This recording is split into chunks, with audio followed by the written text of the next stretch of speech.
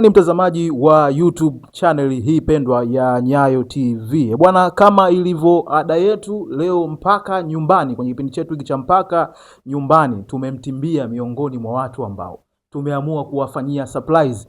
Kama wewe unapenda sana kukesha au kutembea sana kwenye mtandao wa TikTok, huyu jamaa ambaye yupo mbele yako sio mgeni hata kidogo.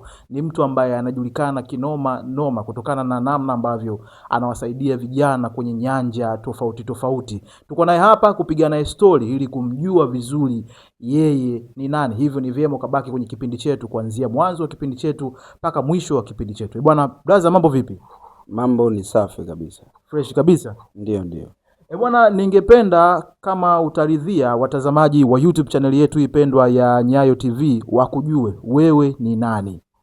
Kwa majina naitwa Dr. Makrechi, ni mganga wa tiba asilia. Lakini nje na uganga wa tiba asilia kuna crew ambayo nimeianzisha ya MP Money Family. MP Money Family nadhani ipo kwa ajili ya kushauri wewe, kukutoa katika mabaya na kukuweka katika mazuri, lakini kukutoa katika umaskini na kukuweka katika utajiri. Kwa hiyo miongoni ya MP Money Family lengo ni kukunyoosha wewe usimame katika maisha ya mwanadamu anatakiwa aishi. Basi sawa. Kwa hiyo unasimama kwenye uganga na unasimama kwenye ambayo crew umesema umeitengeneza MP Money Family. MP Money Family. Kwa nini MP Money Family? Kwa nini sio jina lingine zaidi ya hilo? Tumechagua kuwa MP Money Family ni kama kiongozi, yani kwa ajili ya kunyoosha watu wakae katika mstari, wawe na adabu na wapate kufanikiwa. Ndio maana tukaita MP Money Family. Kwa hiyo ni kiongozi katika maisha ya mwanadamu. Na ukiachana na hizo, nimeona live zako nyingi sana kwenye mtandao wa TikTok ukiwasaidia watu wengi sana, ukionyesha nyumba yako, na nyumba yako nimeiona ni nyumba kubwa sana kwa umri ambao unao wewe na vitu unavyovimiliki. Nini chanzo hasa cha utajiri wako? Ni majini tu. Majini, kwa sababu majini wapo kwa ajili ya kumsaidia mwanadamu, lakini wapo kwa ajili ya kumwangamiza mwanadamu. Inategemeana na majini hao unataka wewe kuwaongoza vipi, au majini hao unataka wakusaidie vipi, ila wana namna za kuweza kuwaita na namna kula nao mikataba na kufanyia unavyotaka wewe mpaka kufa kwako. Kwa siri ni majini. Majini hawatishi kaka? Hawatishi, lakini kwa kawaida kihistori unaweza kuwa wanatisha au hawatishi. Majini hawatishi au wanatisha kwa sababu majini kukutana nao ni maagano. Na kukutana na majini kuna option 3. Kuna kufa, kuna kuwa mweu au kupata ulemavu wa maisha. Hapo kwenye majini hapo. Nizungumzie tu jambo lingine. Vipi kuhusu ambao vijana ambao wanahitaji kujiunga na hiyo nini, ambao wanahitaji kuwa matajiri? Je, wanatoa kafara za namna gani? Wanatoa kafara, maana nishasikia wengine wanasema kwamba wanatoa kafara ndugu zao, wengine wanasema kwamba wanatoa kafara za wanyama. Ni kafara za namna gani ambazo zinahitajika ili uweze kufanikisha maisha yako, uweze kuishi vizuri? Inategemeana na agano la wewe ambao mwenye kuhitaji. Kwa sababu majini wao hawachagui aina za kafara zozote, wao wanakubali. Ila inategemeana wewe, kwa sababu kuna wengine lengo lao la kutafuta mali ili wakasaidia wazazi wao na familia zao. Sasa mtu kama yule si rahisi kwenda kuanza kusacrifice familia. Unaelewa vizuri? Lakini kuna mtu mwingine unakuta ametembea, amezunguluka, ametumia gharama nyingi, inafika wakati anaona hivi vitu si vya ukweli. Kwa ndo maana anapokuja kwako anakuambia nifanyie chochote kile na kitakuwa naliwe. Kuna wengi tunawafanyia, lakini ndani ya siku 20 wanaanza kujutia na kulia na kutamani kutoka huko alikoingia. Kwa hiyo maagano yanataka maamuzi makali. Ukifanya maamuzi unaweza kufanikiwa. Lakini ukifanya maamuzi kwa ajili labda ulitapeliwa na watu wengine, au ukifanya maamuzi kwa sababu huna pesa ndio unaamua kwamba niko tayari nifanye lolote, baadaye utakuja kulia na kung'ata meno na kutamani kutoka na usitoke. Kwa kitu kizuri ni maamuzi. Na hakuna kutokea situation ambayo mtu ameshaikuja sasa umuunganishe kwenye hayo maagano ili na yeye aweze kupata mali kama wewe ambavyo umezipata, akaja akalalamika kwamba anajutia na ilikuwaje?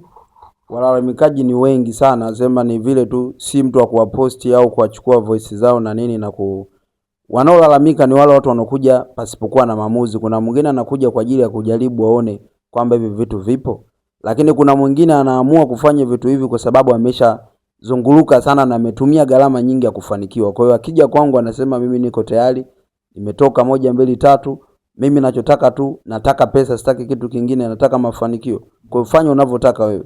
Wa hivyo wameshakuwa wengi sana. Na mpaka sasa nazungumza na wewe wako zaidi ya watu 8 ambao sasa nikija kuamua kuweka kwenye mitandao ya kijamii watawekwa, ambao wanalia wameenda kuombewa siju kwa wachungaji mashe, lakini hatima yake pale mpaka yule anakwenda kumuombea anaweza kumuingiza kwenye matatizo, kwa sababu majini wameumbwa kwa moto, binadamu tumeumbwa kwa udongo. Kwa hiyo hakuna mwanadamu anaweza kushindana na jini hata siku moja. Ni ngumu. Kwa hiyo una lipi la kuambia vijana ambao wanahitaji kujiunga kwenye maagano? Kwenye maagano unachotakiwa kuwa navyo ni vitu vitatu. Cha kwanza, wawe majasiri, wawe na maamuzi ya kutosha na wasiwe vigeugeu. Kwenye maagano unatakiwa ujasiri. Ukiwa jasiri na umeamua unafanikisha. Lakini kama utakuwa moga au unakuja kufanya kwa sababu ya 1 2 3, ya kipato labda hauna, unatamani jirani yako labda na magari au na manyumba na unatamani kuwa nao yale, yani umekuja kwa sababu ya tamaa, unaweza ukapotea katika ulimwengu huu wa kawaida. Kwa kiufupi, kama huna loan nzito, basi maagano ya kupitia pembeni kabisa. Yani bora achana nayo, ukafanye shughuli nyingine, uza mboga, nenda kakate mkaa, nenda kijijini kalime. Fanya shughuli ziko nyingi hata za kufanya usafi mjini, manispaa, ukao unalipo kulikoni kufanya maagano. Ukiingia kwenye maagano umeingia kwenye habari nyingine. Na unalizungumziaje hili swala ambalo wanasemaga kwamba watu wengi kwamba watu maarufu, wasanii wanaingia sana kwenye maagano, na wengine wanasema ni vyama hivi ambavyo tunasema ni Freemason na vitu vingine. Je, hilo swala la watu maarufu wengi, kwa sababu wewe upo huko kwenye haya mambo, je, ushawahi kukutana na mtu yote maarufu ambaye na yeye anafanya vitu kama hivyo? Sasa cha kwanza, watu wasokijua wanadhani Freemason ni chama ambacho wao Illuminati ni chama ambacho kinaweza kunyanyua mabilioni ya pesa na kukupatia wewe. Lakini Freemason wao ni wajenzi huru. Ukija katika Illuminati pia wao wote ni wajenzi huru, kwa sababu wanatumia alama na engo zote ni hizo moja. Hata ukija katika MP Man Family wote ni engo moja, ni wajenzi huru, lakini wote tunamwabudu Mungu mmoja ambaye ni jini Lucifer. Kwa hiyo ukiwa wewe Illuminati, hata wewe ukitaka unaweza kuanzisha, kama utakuwa na power za kukutana na Lucifer, kumuita, ukamlilia shida zako na akaweza kuzitimiza, unaweza kuanzisha chama chochote katika dunia na kikasikika na kikapendwa na watu. Kwa hiyo kwenye huku kwenye MP Man Family, kwenye Illuminati, kwenye Lucifer, kwenye maagano ambao mnakuwa mnafanya, ushawahi kukutana na wasanii au watu maarufu? Wengi sana, nadhani wao wananijua, lakini si vyema kuwachukua na kuanza kukwambia kwamba kuna mtu fulani tulifanya naye, lakini wapo watu wengi sana. Sio viongozi, si wasanii, yani watu wako kibao sana. Lakini unakutana na wale, kuna wengine ambao wanakuwa na upendo wa dhati, anasema vyovyote itavyokuwa, hata kama nikionekana kwenye picha na wewe, sawa Dr. Makichi, tuondoke. Lakini kwenye mafanikio huwa ni siri ya mtu huyo mmoja. Kwa hiyo sio rahisi kumuona msanii au mtu fulani akifanya hivi vitu. Hivi vitu ni vya siri. Na watu wanajificha sana. Yani wanajificha mno, na inatakiwa ujifiche ili upate mafanikio na udumu na uendelee kuwepo. Inatakiwa uishi katika kujificha sana, kwa sababu vitu vinahitaji siri. Mwanzoni wakati tunaanza kuzungumza hapa, tulizungumza engo mbili. Ulisema kwamba wewe ni mganga, una kipawa cha kutibu watu, na ukiachana na kipawa cha kutibu watu, una taasisi ambayo inaitwa MP Man Family, ambayo inawasaidia watu wengi, inawanyoosha kimaisha, inawatengeneza katika mazingira ambayo ni mazuri. Ni lini ambapo ulikuja kugundua kwamba una kipawa cha kuwasaidia watu na kuwaponya matatizo yao? Vizuri sana. Sisi tukizungumzia uganga ama karama, ni vitu ambavyo vya kuteka vya asili nyumbani. Kwa wanaofahamu labda mkoani Tabora, ukiuliza Mzee Kabango Tabora mjini, wanajua alikuwa ni mganga wa jadi, pia alikuwa ni mwanamuziki, mwimbaji wa nyimbo za asili. Kwa hiyo ukisikia neno Kabango, ukisikia Kabango hapa Tanzania, ni moja wa familia yetu ambayo inatokea Tabora mjini. pia ni familia ambayo iko hapa Dar es Salaam. Kwa hiyo asili ya kutibu hii ni vitu vya kurisishwa tu. Kwa hiyo sisi tumelisi tu nyumbani. Lakini nje na kulisi na kutembea sisi wenyewe baada ya kujitambua na kukua, na baada ya kuwa watu mbalimbali, mtu anaweza akaja na shida hii, unakuta katika kulisishwa mikoba kuna kitu fulani ukijui. Kwa hiyo tumetembea baadhi ya nchi nyingi ili kwenda kutafuta kile tuweze kuwasaidia watu na tupate kuheshimika. Na kwenye tuachane na huko ambapo kwenye kipawa ambacho karma ambayo ipo na umeichukua umeirithi kutoka katika familia. Wakati nakuja hapa mwanzoni nilipita kuulizia huko, jamani Dr. Makrich nyumbani kwake wapi? Nilipofika hapo nje nilishangazwa sana. Nilipofika hapo nje nilishangazwa sana na nyumba yako ilivyo. Nyumba yako umejenga kwa shilingi ngapi? Maana ni bonge la jumba. Hiyo ni siri, hatuwezi kusema kwamba umejenga kwa shilingi ngapi, lakini kuhusiana na nyumba si moja kwa hapa Dar es Salaam. Kuhusiana na nyumba si nyumba moja. Waliofika kunitembelea wanajua. Kuwezi kusema kwamba nyumba nimejenga kwa gharama kadhaa, kwa sababu sio tunajenga huwa tukae kupiga hesabu. Mara nyingi wanaopiga hesabu ni watu ambao wanamiliki pesa za mikopo. Yani kama mtu umekopeshwa pesa au pesa zako kama za kusaidia, unaweza kukaa na madaftari. Kwa mtu kama mimi siwezi kukaa na madaftari kwa ajili ya ujenzi au kununua gari. Napotaka kununua gari nanunua. Napotaka kuanzisha ujenzi ni kuuliza mafundi, mnataka nini? Tunataka simenti, tunataka, yani siandiki, mimi wanatoa tu hela na wanajenga. Kwa hiyo inamaanisha mpaka sasa hivi unaweza kaniambia kwamba una nyumba ngapi, una magari mangapi? Kwa hapa Dar es Salaam na nyumba 4. Kwa Dar es Salaam na nyumba 4. Magari mwenyewe ninao mawili tu. Huwa nakaa nikichoka gari hii naweza nikaiuza na nikanunua nyingine. Kwa hiyo naishigi hivyo. Sijahitaji sana kuyafuga magari labda 7-8. Huo ni ushamba. Mimi gari naoitaka naitembelea. Muda nikichoka naweka gari nyingine. Kwa ndivyo ninavyoishi hivyo. Sasa Dr. Makrich, tuzungumzie kwenye swala la MP Man Family ambayo ni hiyo taasisi ambayo wewe ndo unaiongoza.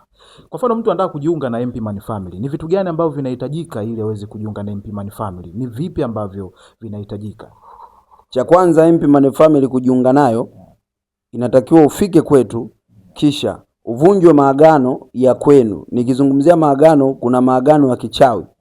Unakuta kuna watu walikukalia na wakafanya mambo wewe usije kufanikiwa. Na ndio maana kuna watu unakuta umekamata pesa nyingi na mafanikio hauna, kwa sababu kuna watu walisha kukalia. Kwa tunachofanya lazima upokelewe, uvunjwe kwanza asili ya uchawi na mikosi, laana zote, ndipo uingizwe kwenye MP Man Family. Kuna wengi walokuja kuingia kwenye MP Man Family ni wale watu ambao walikuja kutolewa shida zao na kutibiwa, baada ya kuwa wako safi ndipo wakaingia kwenye MP Man Family kwa ajili ya kwenda kwenye maagano. Kwa hiyo maagano ndio anaweza yeye kukufanya leo ukiwa maskini kesho ukawa tajiri. Na maagano hayo yanahitaji ujasiri na moyo wa upendo, kwa sababu kuna kumwaga damu, kwa sababu kuna mikataba ambazo utaishi nazo kila siku utakuwa unazifanya au kila baada ya muda kadhaa. Kwa hiyo kama utakuwa una upendo na hivi vitu sio ujasiri, uweze kuvifanya. Kwa hiyo mara nyingi wanaojiunga na MP Man Family lazima uhakikishe umevunjwa laana ulizokuwa nazo na mikosi, na watu wote waliowekwa kwenye engo za umaskini tuwapangue, ndipo unakuwa mwana MP Man Family. Na utaratibu ukoje? Kukuona, kuchukua fomu, au kuna utaratibu gani? Kuniona mimi ni bure.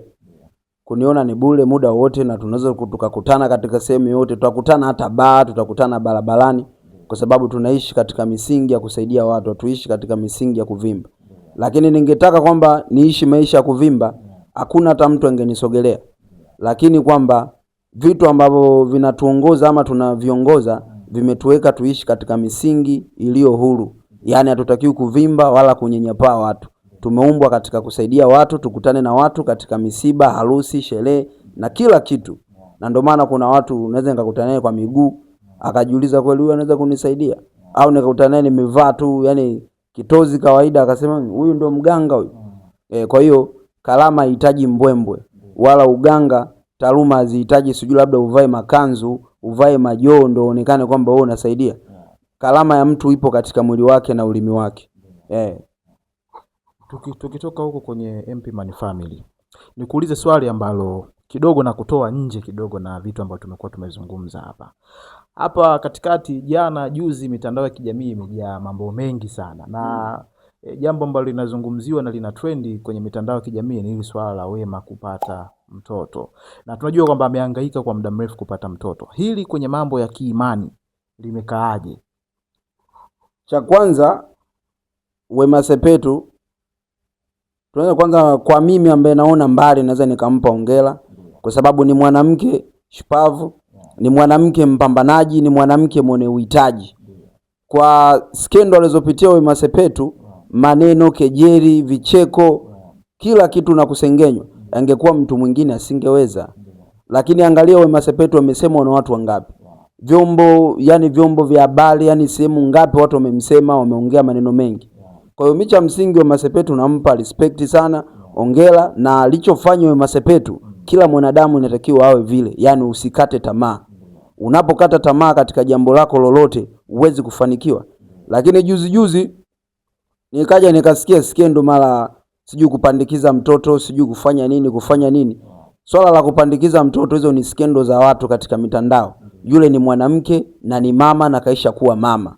Kwa hiyo mimi nachompongeza ni ujasiri na Wema Sepetu kokote kule alipo. Yani ni mtu au kiumbe au mwanadamu anatakiwa aigwe na watu wengine kwa sababu ni mwanamke ambaye amepitia maneno mengi, ni mwanamke ambaye amepitia kejeli nyingi, lakini aliukaza moyo wake na akaamini yeye ni mwanadamu na akaamini jukumu lake la kuwa yeye mwanadamu katika dunia hii. Na ndio maana leo hii amewa surprise mashangingi, wanafiki, wale wasengenyaji, mashoga, wote wamebaki kodo katika mitandao ya kijamii na waamini kitu hicho. Kwa hiyo utasikia maneno mengi sana kwenye mitandao, wengine wanasema ni uchawi ni nini, lakini nachompongeza Wema Sepetu amefanya bonge la surprise. Yani hivyo ndivyo inatakiwa mwanadamu uwe. Utakiwi kukata tamaa katika mambo aina yoyote. Ijalishi utapigwa maneno, ijalishi utafanyiwa nini. Ni kama mimi Dr. Makrich. Tunaitwa wachawi, tunaitwa mafrimasoni, tunaitwa matapeli, tuna kila aina ya majina, lakini hatukati tamaa kwa sababu tunafuata kanuni na desturi na asili ya kwetu ambayo hatuwezi kuiacha.